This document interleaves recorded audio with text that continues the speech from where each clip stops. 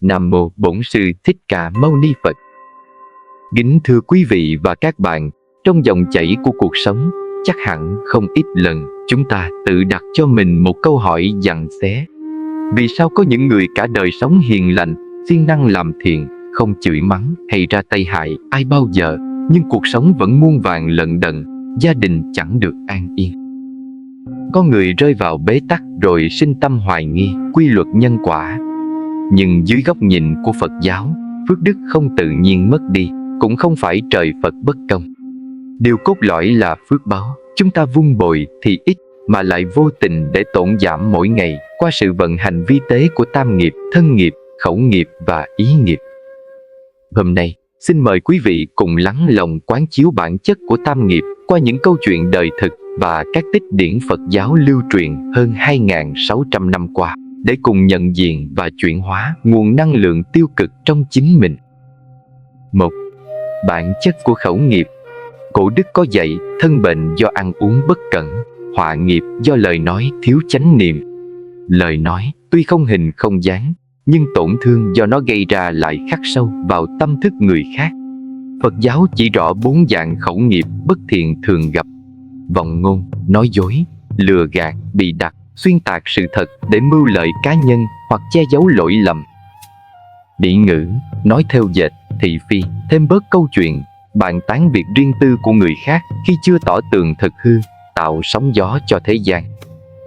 Lưỡng lưỡi, nói hai lòng, chia rẽ, đến trước mặt người này khen ngợi, sau lưng lại gièm pha, phá vỡ sự hòa hợp của tập thể, gia đình.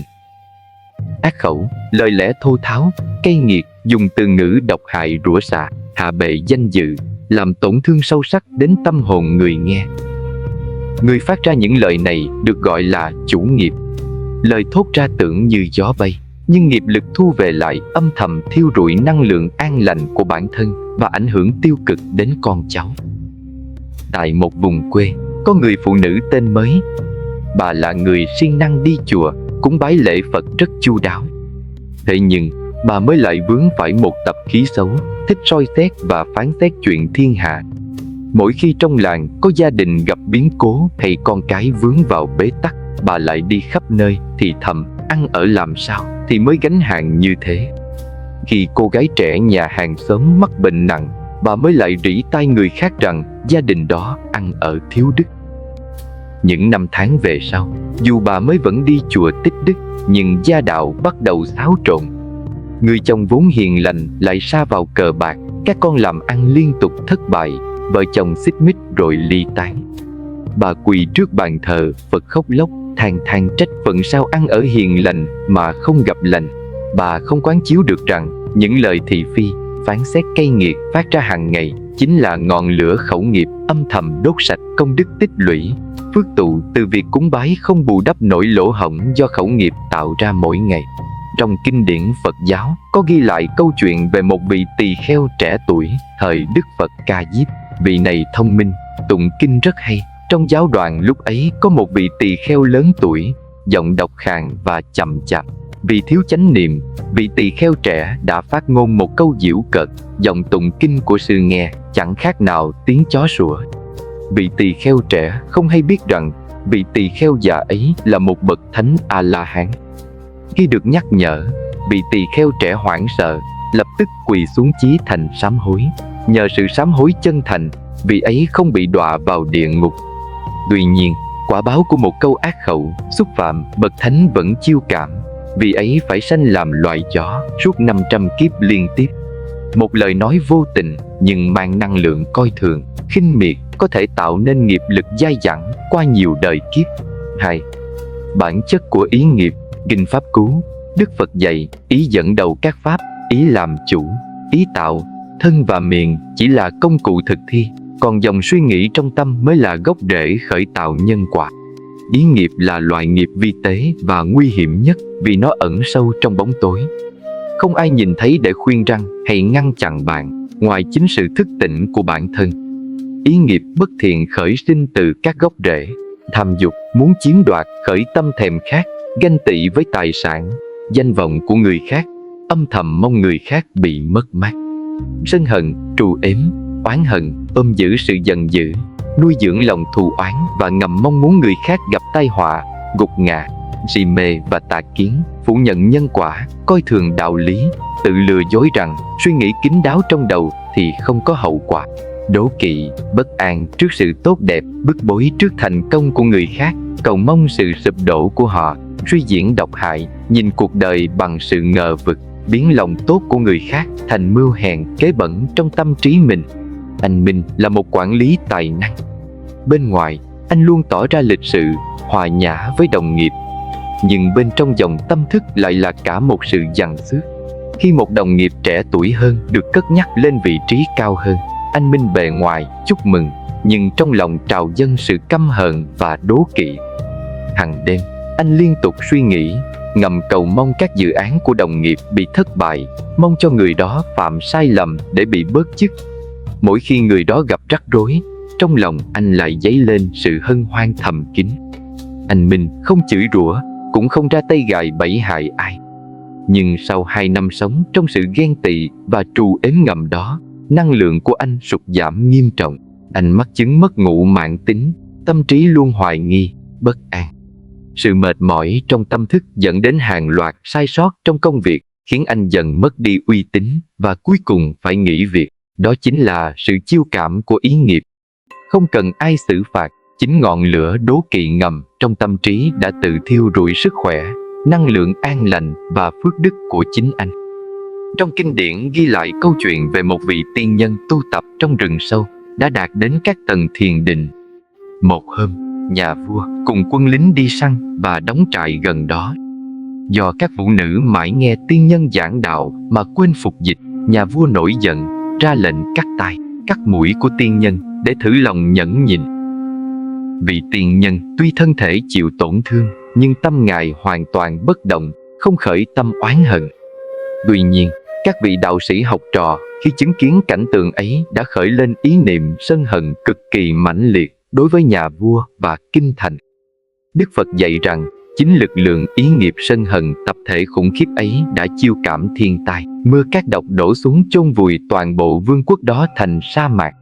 Suy nghĩ không phải là vô hình vô phạt. Một tâm niệm lành tỏa ra năng lượng an an, nhưng một tâm niệm độc hại có thể làm tổn hại phước báu rất nặng nề. 3. Thân nghiệp. Thân nghiệp là những hành động thực tế được bộc lộ ra bên ngoài. Khi ý niệm đã chín mùi, nó sẽ thúc đẩy thân hành động. 6 hành vi thân nghiệp bất thiện gồm có: sát sinh và tổn hại sự sống, trực tiếp giết hại, tàn sát động vật vì sự thèm khát hay giải trí. Hậu quả: bào mòn thọ mạng, chiêu cảm bệnh tật, trộm cắp và chiếm đoạt, gian lận trong kinh doanh, ăn bớt giờ làm, cướp đoạt công sức của người khác. Hậu quả: gieo hạt giống nghèo túng, tài sản dễ thất thoát. Tà dâm và phá hoại hạnh phúc, phản bội gia đình, buông thả theo dục vọng. Hậu quả: gia đạo tan vỡ, mất đi năng lượng bảo vệ. Bạo hành và ngược đãi, dùng sức mạnh đầy đọa người yếu thế, cha mẹ, con cái hay vật nuôi. Hậu quả: chiêu cảm sự cô độc và thương tật, trục lợi gây hại cộng đồng, làm thực phẩm độc hại, hàng giả vì lợi nhuận. Hậu quả: nghiệp ác dồn dập, ảnh hưởng trực tiếp đến phước đức con cháu, tiếp tay cho điều ác, cung cấp phương tiện, tiền bạc để người khác hãm hại nhau. Hậu quả: gánh trọn vẹn nghiệp cược, cuộc sống liên tục gặp bất an. Quả báo của sự trục lợi trên sức khỏe con người. Ông Quốc là chủ một cơ sở chế biến thực phẩm. Vì muốn tối ưu hóa lợi nhuận, ông dùng các hóa chất công nghiệp độc hại để hóa trang thực phẩm thiêu thành đồ tươi ngon bán ra thị trường. Mỗi năm thu về hàng tỷ đồng. Ông Quốc dùng tiền đó xây nhà lầu và trích một phần đi cúng chùa, làm từ thiện với mong muốn giải nghiệp. Ông nghĩ rằng mình vừa làm ăn vừa làm từ thiện thì sẽ hòa vốn phước đức. Tuy nhiên, nhân quả không phải là một phép tính cộng trừ đơn giản. Vài năm sau, người con trai duy nhất của ông đột ngột mắc bệnh hiểm nghèo. Bao nhiêu tiền bạc tích lũy được ông dốc hết vào viện phí, nhưng vẫn không cứu được con. Ngay sau đó, cơ sở làm ăn của ông bị phát hiện, phạt nặng và phá sản. Thân nghiệp tạo ra từ sự đau khổ và bệnh tật của hàng ngàn người tiêu dùng là một lực nghiệp quá lớn. Không một khoản tiền từ thiện nào có thể bù đắp được nếu không có sự dừng lại và sám hối chân thành. Một trong những câu chuyện kinh điển nhất về thân nghiệp tập thể là thảm họa tàn sát dòng họ Thích Ca bởi vua Lưu Ly. Khi vua Lưu Ly dẫn quân đến tàn sát thành Ca Tỳ La Vệ, Đức Phật dù đã chứng quả chánh đẳng chánh giác, Ngài vẫn 3 lần ra ngồi dưới cây khô giữa đường để nhắc nhở nhà vua. Tuy nhiên, Ngài biết rằng nghiệp lực tập thể của dòng họ Thích Ca đã đến lúc phải trả, thần thông cũng không thể đảo ngược quy luật nhân quả.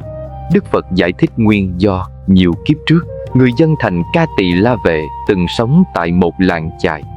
Năm đó hạn hán, họ đã tác cạn một hồ nước lớn và tàn sát, ăn thịt toàn bộ loài cá trong hồ. Con cá vương kiếp đó chính là vua Lưu Ly, các con cá nhỏ là quân lính, còn người dân làng chài chính là dòng họ Thích Ca kiếp này. Dù trải qua thời gian dài, khi duyên hội đủ, thân nghiệp sát sinh năm xưa vẫn bùng phát thành một trận tai họa. Kính thưa quý vị, nhận diện được sự vận hành của tam nghiệp không phải để chúng ta sống trong sợ hãi hay tự trách bản thân, mà là để tỉnh thức và tịnh hóa tâm thức mỗi ngày. Để giữ gìn phước báu cho bản thân và gia đạo, xin gợi ý quý vị cùng thực hành 3 điều chánh niệm sau. Ý dẫn dắt thân và miệng, một tâm trí ngập tràn sự bình an và bao dung sẽ tạo ra những lời nói ôn hòa và hành động thiện lành. Đó chính là con đường gốc rễ để chuyển hóa mọi lận đận thành an an, tích tạo nguồn phước đức vững bền cho hiện tại và mai sau. Nam mô Bổn Sư Thích Ca Mâu Ni Phật. Nếu quý vị cảm nhận được sự bình an và bài học giá trị từ video này, xin hãy nhấn đăng ký kênh và chia sẻ để cùng lan tỏa duyên lành Phật Pháp đến với nhiều người hơn. Chúc quý vị và gia đình luôn thân tâm an lạc, phước đức tròn đầy.